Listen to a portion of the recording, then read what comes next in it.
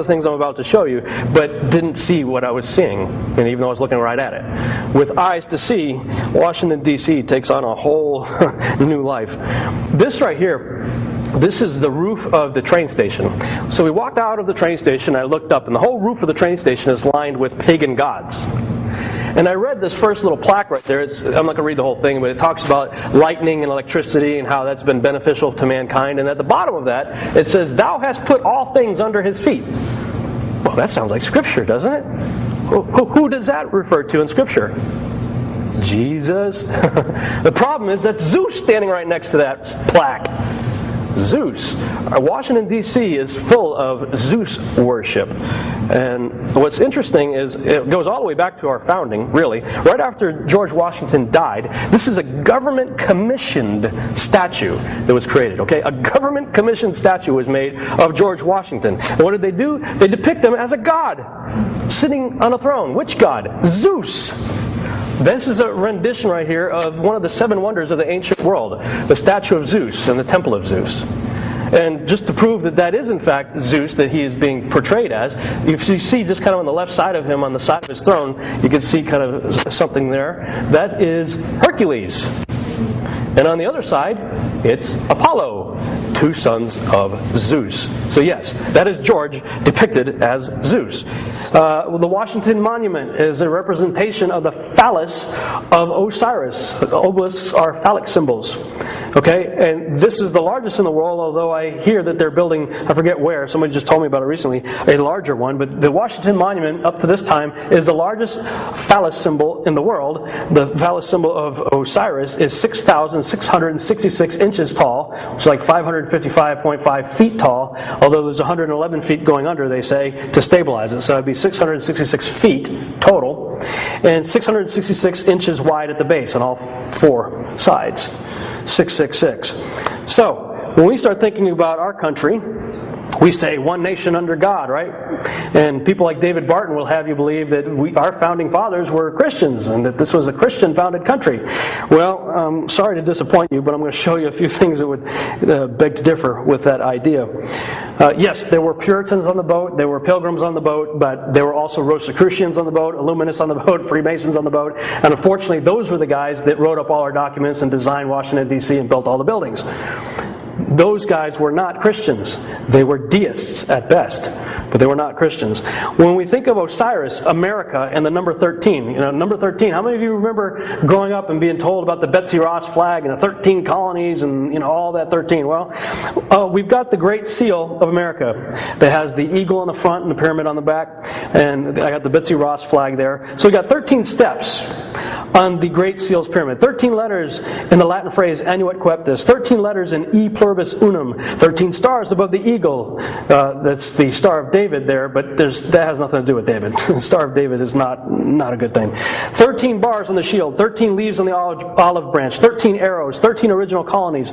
13 signers of the Declaration of Independence. 13 stars and 13 stripes on our original Betsy Ross flag. What's the big deal with 13? Well, in the mythology, Osiris was hacked up into 14 pieces, but one of them was missing, and that's the one that was fashioned into an obelisk.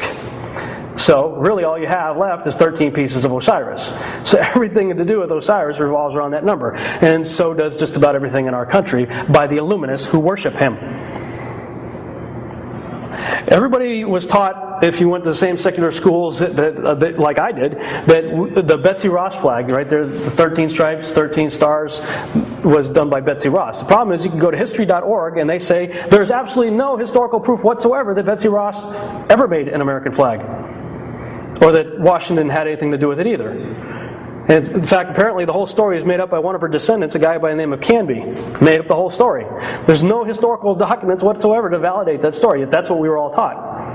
So who did create the flag?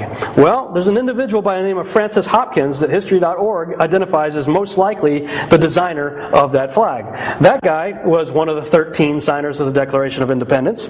He had a strong interest in designing symbols and played a key role in creating the Great Seal of the United States, which I'm going to talk about in a minute, what all the iconography on that thing represents. He's the guy that they credit for creating the 13 stripes and 13 star flag. Well, I would say, if you're really interested in going deep in this, because we don't have time to go a whole lot deeper in that, check out Chris Pinto's documentaries. He's got some outstanding documentaries. These are just a few of them. The Hidden Faith of Our Founding Fathers, The New Atlantis, Riddles in Stone, and Eye of the Phoenix. They will really open your eyes. Let's take a little tour of Washington, D.C. Sadly, we only had 5 hours there, and you can't see much in 5 hours. You need like 2 weeks to go through Washington, D.C. So we had to be very intentional about the places we went to and the things that we looked at. So of course we went to the Capitol building. But before I show you that, who could tell me what D.C. stands for?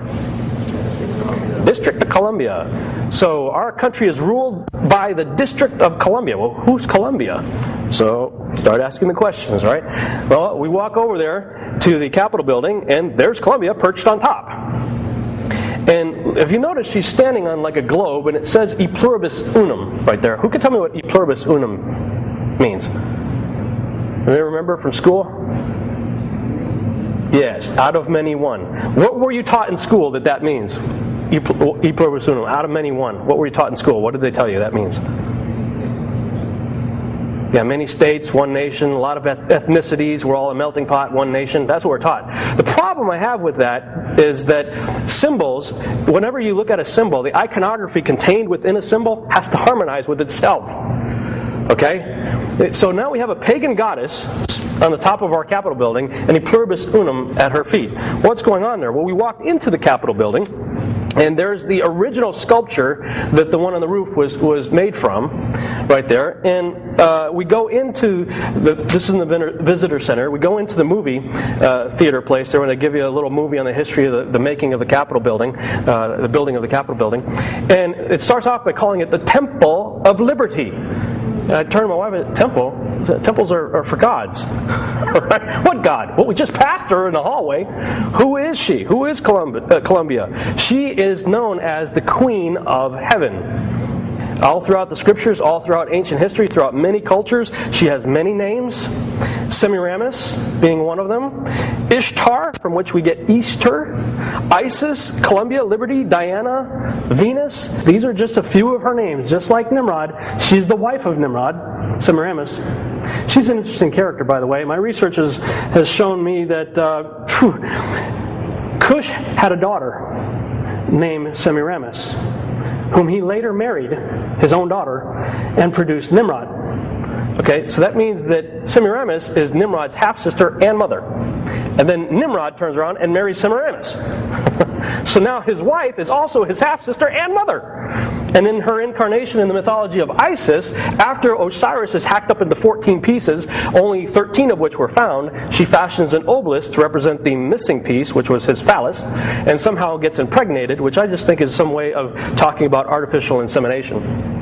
Gives birth to Horus, who in our Bible is Tammuz, who later marries Semiramis. So, if you want to look at Scripture, who's the whore of Babylon? That's her. Okay? And she's always has to do with sexual stuff. That's the whore of Babylon, right there. So a lot of people like to try to take some of these titles in the Scriptures and make them allegorical, metaphorical, everything symbolic. You know, maybe it's New York City. That's the whore of Babylon right there. Now, our country, the District of Columbia, clearly worships her in the Temple of Liberty. So we walked into, oh, by the way, that takes on a whole new meaning. E pluribus unum. When you take the iconography of a symbol and harmonize it with itself, it's talking out of one person, many names. Many gods represented by one person. All right? We go into the rotunda of the Capitol building. And this is where the lower level there, these nice pretty paintings, that's where people like David Barton from Wall Builders Association likes to focus on those. And he travels all around the country going to churches saying, we have a Christian heritage in this country. Our founding fathers were Christians. How many of you were taught that? You know, George Washington, all these guys. They weren't. Jesus said you'll know them by their fruits. All right? And David Barton likes to take selected quotes from people like Thomas Jefferson that sound good, but he conveniently ignores all the other quotes that Thomas Jefferson made that are clearly antichrist. Totally antichrist. These guys were deists. They were not Christians. And the proof is all over Washington, D.C. if you have eyes to see. Yeah.